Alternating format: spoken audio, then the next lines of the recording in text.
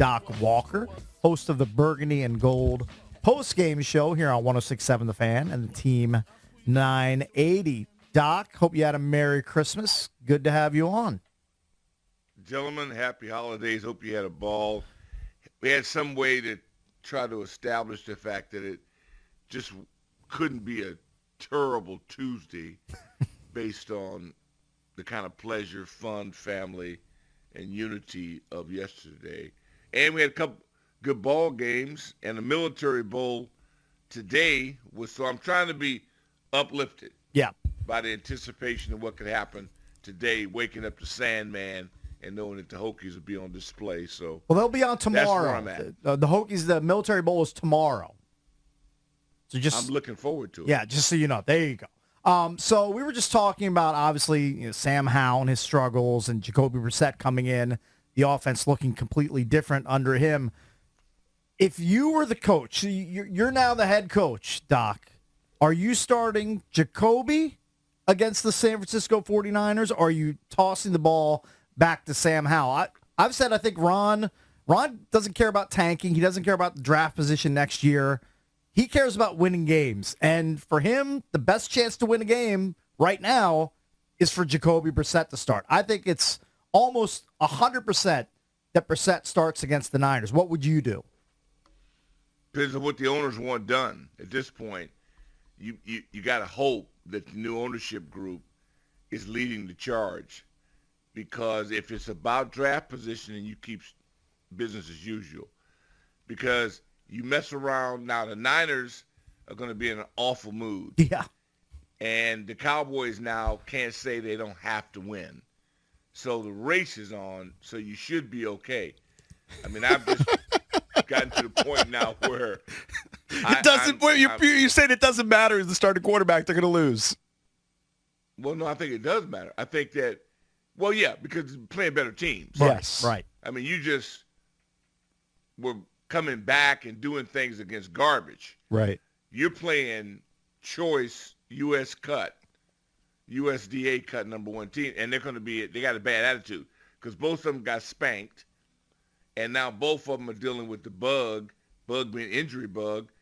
And so, yeah, I just don't – I think the plan by retaining the staff and keeping it intact was so that you could get the draft pick. It's the only thing I can say that makes sense.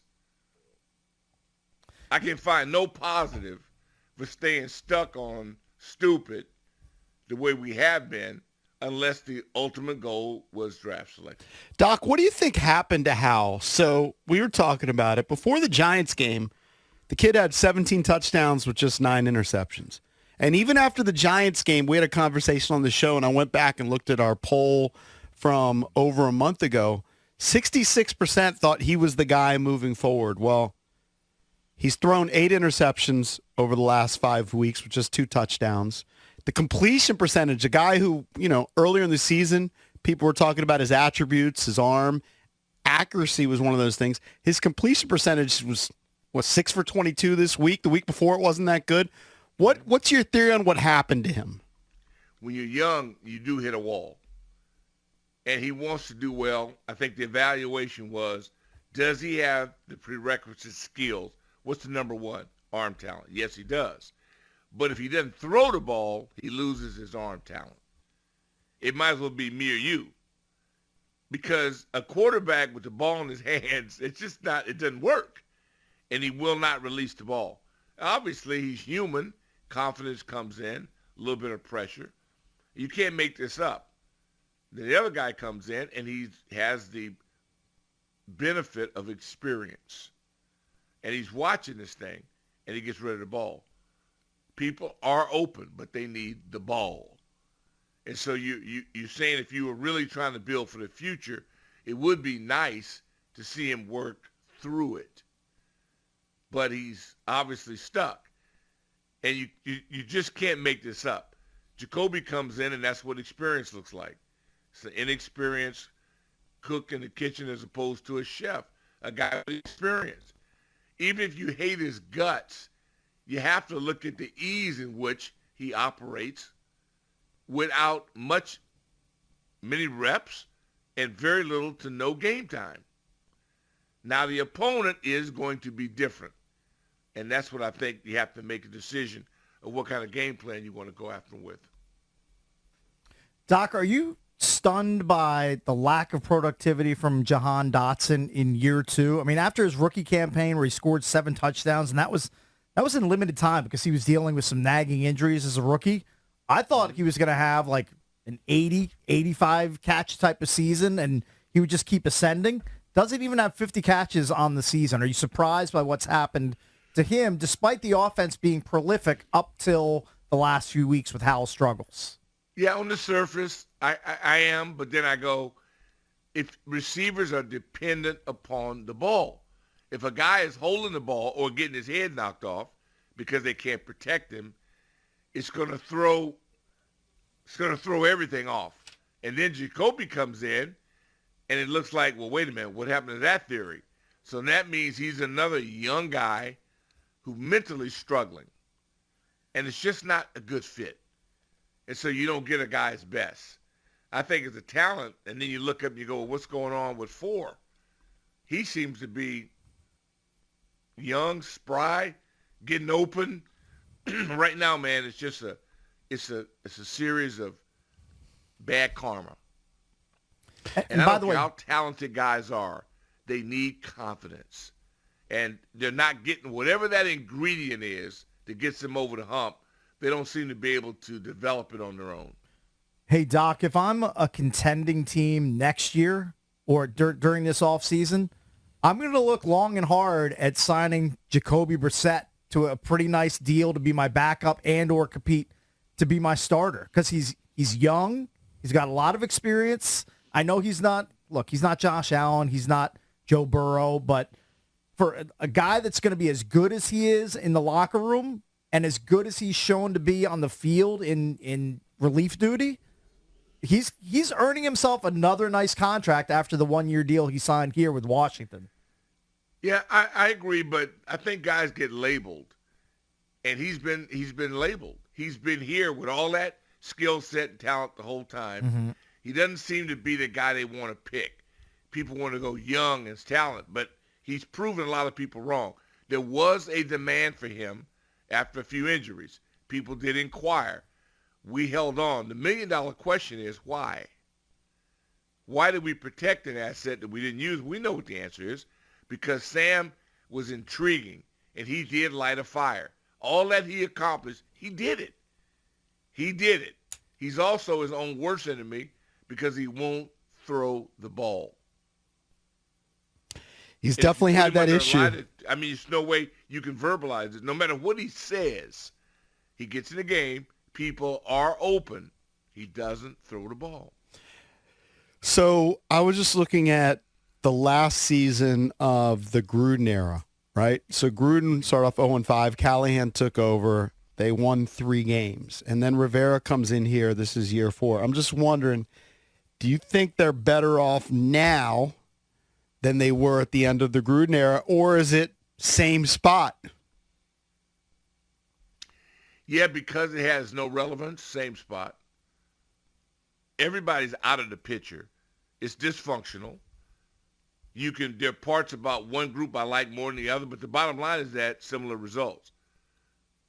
Both guys got to the top for a second within the division and had a kiss of that. I remember Philadelphia, if it were yesterday, winning that, and I thought, Jay had a good feel for the guys. It seemed like it was working, but they had anarchy going on the team. It was undisciplined. Mm-hmm. It wasn't what it needs to be. So everybody that's under 500 is there for a reason. Oftentimes it's injury related. In this case, you got to question execution. Now, is the concept right? You can't say, well, the plan sucks. Well, really? Maybe the guy comes in and makes it look too easy. Now, you're saying, well, who did he do it against? Good question. That you may have to be valid on. But the next 2 weeks, I hoped that it would matter. But at the time you look at San Francisco, they are fantastic unless one ornament's off. If Williams is hurt, Debo is hurt, McCarthy's hurt, If one of those, they cannot win. And once again, Trent now is out. Now the quarterback had a little bit of bad luck. He wasn't perfect, but a couple of those tips, that happens. It's part of the game. But my eyeball test, I just felt like the Ravens were just better. Mm-hmm. Hey, Doc, we spent a lot of time, obviously, with Howell and Brissett and the struggles of the offense, but we're kind of sleeping on the fact that the defense allowed a Jets team that basically can't get out of their own way on offense to hang 27 on them in the first half. Now, they stiffened in the second half, but to allow 27 to the Jets in the first half, to me, it's inexcusable. Just as the guys make a play and they're in the end zone doing a celebration down 17-0. Are you talking about Hill? Yeah, I mean, it's just we're just a little bit off center. Crowder gets a big return, and then the ball just goes away. So, and when you're pressing, having been on a team in a 5-game losing streak, it's not that you're not trying. And I know it sounds weird to say maybe try too hard, but you press a bit. But it was the Jets. It was like we were playing ourselves. But their defense is much better. And that's why, you can make this, any argument you want to set up right now, you can make it and win. Because the thing I hope is not lost in this, is what a good dude Jacoby Brissett is. Mm-hmm. To be able, because he's really instructive, he's teaching, he's mentoring. He's exactly what you want for a young quarterback, to have in that room and to have his back. And then come in and show you and not go, hey, now what do you think about that? He's not that kind of guy. He's still team first. And so this is the guy that really, in the end, and nobody said it at the time, but this is the guy that got robbed by not having a, quote, competition. I just hope this next group that comes in, if there is a next group, I hope everything is based off what happens on the field. You earn it, not given it, not be so conscious about what round you're in. All that matters is that how you perform. If a guy outperforms a guy, he deserves it. That really doesn't seem to be the case with this group. To be fair, all the reports, though, Doc, were that Sam Howell outplayed Jacoby in training camp. We can make a report any way we want to have it. We were all out there. There's nothing that's 1,000,000% clear. This kid, Howell, has a cannon. Right. If it's a beauty contest, he's going to win some things. When the lights cut on, the action's live, what you see is what you get. What you see. We're not making this up. That's why the only good thing out of this is that it actually happened in a game. Because you and I both know one guy gets the majority of the reps and the other guy gets none. Right. Very little to none. Let's keep it real. But everybody's going for one thing. The question is, what's the goal when you really don't want to win? Or do you want to win? That's where I was. I'm miserable because this is the weirdest feeling You're I've torn. ever had. I know that you're torn, Doc. I heard you on the Berkeley Gold Post game show with Linnell. No, I'm sick. Yeah. Because I hope that we play well and lose on the last second field goal. Yeah. That's what I said to the Rooster last week. Well, that happened. So that's where I've got to be.